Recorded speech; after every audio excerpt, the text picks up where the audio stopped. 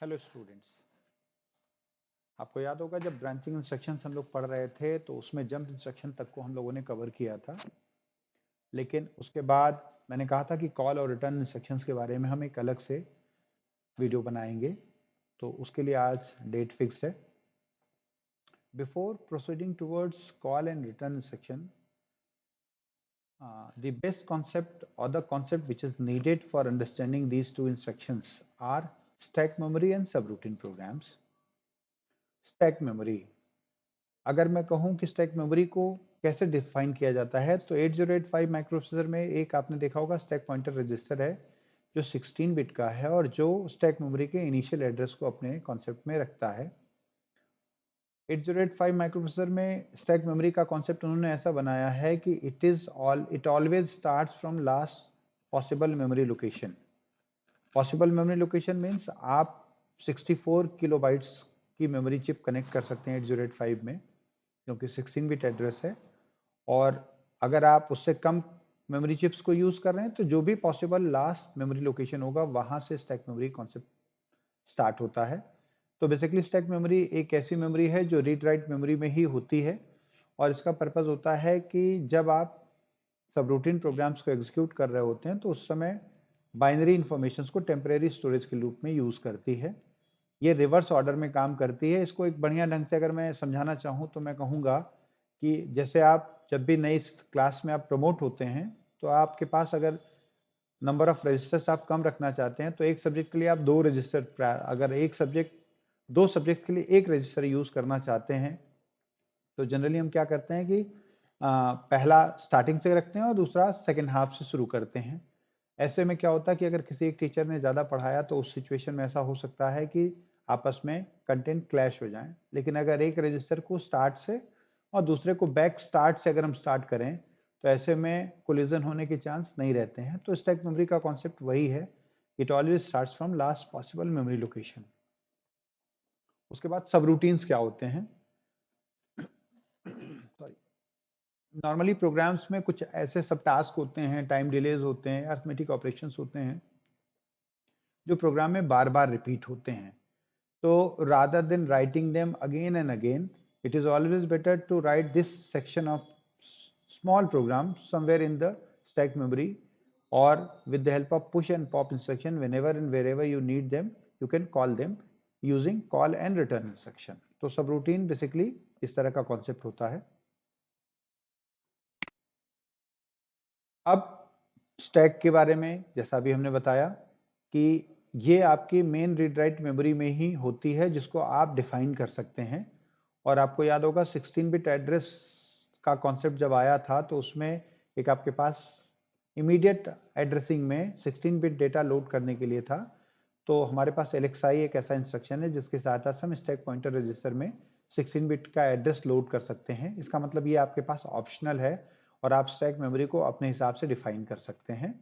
तो जब भी आप स्टैक मेमोरी पे काम करना चाहते हैं आपको सबसे पहले ये श्योर करना पड़ेगा कि स्टैक पॉइंटर रजिस्टर में last possible memory address entered हो और उसके लिए आप LXI SP 16 bit address instruction को यूज़ करेंगे।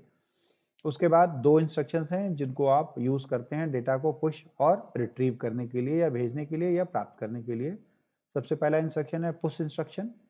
इसकी सहायता से आप किसी रजिस्टर पेयर का मतलब register pair higher 8 bit, register pair lower 8 bit, तीन रजिस्टर पेयर हैं BC, DE और HL। इनके कंटेंट्स को आप स्टैक मेमोरी में सुरक्षित कर सकते हैं। तो जब भी आप पुश RP करते हैं तो क्या होता है कि सबसे पहले स्टैक पॉइंटर रजिस्टर जो भी मेमोरी इंक्रीमेंट दिखा रहा होता है वो एक रिड्यूस होती है, एक कम होती है, एक घटती है और रजिस्टर पेयर का जो हायर 8 बिट है वो उस मेमोरी लोकेशन पर जाकर सुरक्षित हो जाता है। उसके बाद स्टैक पॉइंटर रजिस्टर फिर एक घटता है, means SP equals to SP-2, मतलब स्टैक पॉइंटर रजिस्टर दो बार घटा और लोअर 8 बिट का जो डेटा है रजिस्टर का वो उस स्टैक मेमोरी में जाकर सुरक्षित हो जाता है। और इसके बाद स्टैक पॉइंटर रजिस्टर का जो लोकेशन होता है वो होता है SP-2। तो स्टैक पॉइंटर रजिस्टर इस मेमोरी लोकेशन पर इंगित करता रहेगा। इसके जब डाटा को आप रिट्रीव करना चाहते हैं तो पॉप इंस्ट्रक्शन यूज करते हैं और पॉप इंस्ट्रक्शन भी 1 बाइट इंस्ट्रक्शन है और इसकी सहायता से स्टैक पॉइंटर रजिस्टर सबसे पहले एक इंक्रीमेंट होता है और उस मेमोरी लोकेशन पे जो भी कंटेंट होता है वो रजिस्टर पेयर के लोअर 8 बिट में लोड हो जाता है। फिर स्टैक पॉइंटर रजिस्टर एक प्लस इंक्रीमेंट होता है, सॉरी मैं गलत बोल गया, और मैं अपने को ठीक करना चाहूँगा कि जो भी मेमोरी स्टैक पॉइंटर रजिस्टर द्वारा इंगित की जा रही है उसका कंटेंट आपके रजिस्टर पेयर के लोअर 8 में ट्रांसफर होगा। उसके बाद स्टैक पॉइंटर रजिस्टर एक इंक्रीमेंट होगा और वो स्टैक मेमोरी का डेटा आपके हायर 8 बिट रजिस्टर में ट्रांसफर होगा। उसके बाद फिर एक स्टैक पॉइंटर रजिस्टर इंक्रीमेंट होगा और ये होगा आपके स्टैक पॉइंटर का रजिस्टर। तो पुश और पॉप वो इंस्ट्रक्शन है जिसकी सहायता से हम रजिस्टर पेयर के कंटेंट्स को स्टैक मेमोरी में या स्टैक मेमोरी से उनको रिट्रीव कर सकते हैं। यहाँ एक बड़ी यूनिक चीज़ है जो आपको प्रोग्रामिंग मोड में ही एक्सेसिबल है, जिसको हम कहते हैं प्रोग्राम स्टेटस वर्ड। ये एक आर्टिफिशियल 16 बिट रजिस्टर है जिसमें हायर 8 बिट आपके एक्यूमुलेटर के कंटेंट होते हैं और लोअर 8 बिट आपके फ्लैग्स के कंटेंट होते हैं। और ये सिर्फ आप पुश और पॉप इंस्ट्रक्शन में ही यूज़ कर सकते हैं, उसके अलावा और कहीं भी पुश PSW का उपयोग आप नहीं कर सकते हैं। और एक स्पेशलिटी और होती है कि इसी इंस्ट्रक्शन की, पुश और पॉप इंस्ट्रक्शन की सहायता से ही आप PSW या फ्लैग्स के कंटेंट को किसी पोर्ट पर या कहीं लाकर सुरक्षित कर सकते हैं। तो ये अपने आप में एक बड़ी यूनिक चीज़ है। और प्रोग्राम स्टेटस वर्ड एक ऐसी चीज़ है जो आप कभी मान लीजिए प्रैक्टिकल में भी जाएंगे तो PSW के बारे में आपसे एग्जामिनर जरूर पूछेगा। अब आते हैं अपने मेन कॉन्सेप्ट पे, जहाँ से हमने ब्रांचिंग इंस्ट्रक्शंस को छोड़ा था, जंप को। अब आ गया आपका कॉल इंस्ट्रक्शन। अब आपको इस कॉन्सेप्ट को समझने में आसानी होगी कि 8085 माइक्रोप्रोसेसर कॉल इंस्ट्रक्शन को कैसे एग्जीक्यूट करता है। कॉल इंस्ट्रक्शन के दो फॉर्मेट हैं, एक अनकंडीशनल जो कॉल इंस्ट्रक्शन है और एक कंडीशनल कॉल इंस्ट्रक्शन है। अनकंडीशनल कॉल इंस्ट्रक्शन का मतलब ये है कि ये एक 3 बाइट इंस्ट्रक्शन है और इसकी सहायता से माइक्रोप्रोसेसर सिंपली क्या करता है कि दिए हुए 16 बिट एड्रेस पर जो प्रोग्राम की परिधि से जंप करने के लिए अलाउ कर रहा है वहां ले जाकर प्रोग्राम को एग्जीक्यूट करता है। माइक्रोप्रोसेसर इस प्रोग्राम इंस्ट्रक्शन को एग्जीक्यूट करने से पहले क्या करता है कि जो भी इस इंस्ट्रक्शन के बाद next memory location main program में है जहां माइक्रोप्रोसेसर को वापस आना है, उसका एड्रेस पुश इंस्ट्रक्शन की सहायता से स्टैक मेमोरी में सुरक्षित कर देता है। उसके बाद प्रोग्राम एग्जीक्यूशन कहाँ ट्रांसफर हो जाता है, जहां से आपको कॉल इंस्ट्रक्शन में दिया हुआ है, आप वहां प्रोग्राम एग्जीक्यूट करेंगे। और जब भी आप इस तरह के सब रूटीन को एग्जीक्यूट करेंगे तो वो सब रूटीन प्रोग्राम में लास्ट में हॉल्ट नहीं होगा, वहां पर लास्ट इंस्ट्रक्शन जो होगा वो रिटर्न इंस्ट्रक्शन होगा और वो रिटर्न इंस्ट्रक्शन स्टैक मेमोरी की सहायता से पॉप इंस्ट्रक्शन को एग्जीक्यूट करते हुए वापस मेन प्रोग्राम में आपको लेकर आता है और ये एक 3 बाइट इंस्ट्रक्शन है। सेम प्रक्रिया आपके कंडीशनल कॉल इंस्ट्रक्शंस में भी होती है, बस वहां पर हम इन इंस्ट्रक्शंस को एग्जीक्यूट करने से पहले अर्थमेटिकल या लॉजिकल ऑपरेशन इस प्रकार से करते हैं कि हमारे फ्लैग्स प्रभावित हो जाएं। बाकी प्रक्रिया अनकंडीशनल कॉल इंस्ट्रक्शन के समान ही है। सबसे पहले आपका साइन फ्लैग है, अगर साइन फ्लैग सेट होता है तो इसका मतलब अर्थमेटिकल या लॉजिकल ऑपरेशंस के बाद 8085 में जो भी कंटेंट है वो नेगेटिव नंबर है या कॉल इफ माइनस और call if sign flag is set and start executing program from there onwards. इसी तरीके से रीसेट की कंडीशन क्या हुई, जब आपका एक्यूमुलेटर का कंटेंट पॉजिटिव नंबर होगा या call if sign flag is reset. Carry flag, call if carry flag is set या call if carry is there, और दूसरा है call if carry flag is not set. बाकी प्रक्रिया अनकंडीशनल कॉल के समान ही रहेगी। Parity flag, call if parity is even and call if parity is odd. Call if parity is even means parity flag आपका सेट हुआ है और call if parity is odd means parity flag आपका reset हुआ है।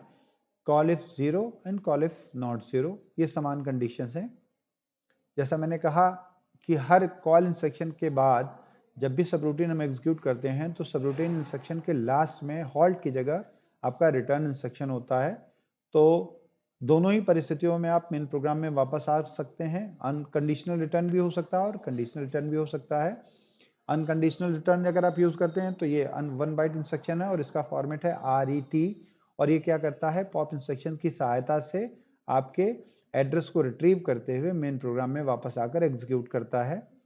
इसी तरीके से कंडीशनल रिटर्न इंस्ट्रक्शन भी आपके वही 4 फ्लैग्स को यूज करते हैं, साइन फ्लैग, कैरी फ्लैग, आपका पैरिटी फ्लैग और फाइनली आपका जीरो फ्लैग। तो साइन फ्लैग सेट RM मतलब return if minus, return if positive, return if carry flag is set, return if carry flag is not set, return if parity is even, return if parity is odd, return if zero flag is set and return if zero flag is not set। तो इसके साथ हमारा जो total instruction set का है वो format पूरा होता है। और ये कॉल इंस्ट्रक्शंस आपको बताना इसलिए ज़रूरी था क्योंकि अभी तक हम लोगों ने टाइम डिले प्रोग्राम्स नहीं पढ़े हैं, और टाइम डिले प्रोग्राम्स आपको बहुत हेल्पफुल होंगे जब भी आप स्क्वायर वेव जनरेटर का कॉन्सेप्ट बनाएंगे 8085 माइक्रोप्रोसेसर को यूज़ करते हुए। आपको क्या करना है, 1 और 0 के बीच में जो टाइम लैग अगर आप दे देंगे तो इस तरीके से आप स्क्वायर वेव को जनरेट कर सकते हैं। तो आज के लिए इतना ही, थैंक यू।